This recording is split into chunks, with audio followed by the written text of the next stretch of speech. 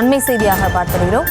தமிழக அரசு பதிலளிக்க வேண்டும் என்று உயர்நீதிமன்றம் தெரிவித்திருக்கிறது. அரசியல் கட்சிகளின் ரோட் ஷோக்களை முறைப்படுத்த வெளியிடப்பட்ட நடைமுறைகள் என்னென்ன என்பது தொடர்பாக தமிழக அரசு வெளியிட வேண்டும் எனவும் 3 வாரம் அவகாசம் வழங்கப்பட்டிருக்கிறது.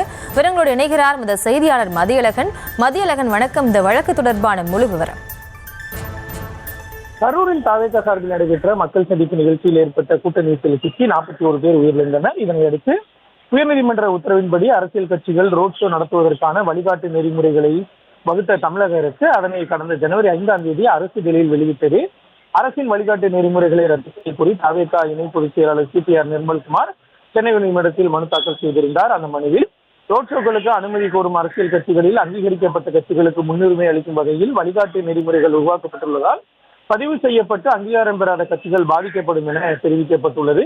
வழிகாட்டு நெறிமுறையில் கூறப்பட்டுள்ள நிபந்தனைகளை பின்பற்றுவதற்கு சாத்தியமில்லாத வகையில் உள்ளதாகவும் கட்சி நிகழ்ச்சிகளுக்கு அனுமதி பெற முடியாத நிலை உள்ளதாகவும் அந்த மனுவில் கூறப்பட்டுள்ளது.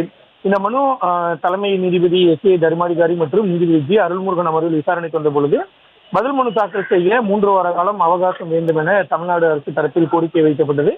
இதனை ஏற்றுக்கொண்ட நீதிபதிகள் பதில் மனு தாக்கல் செய்வதற்கு 3 வார காலம் அவகாசம் வழங்கி விசாரணையை ஒத்திவைத்தனர்.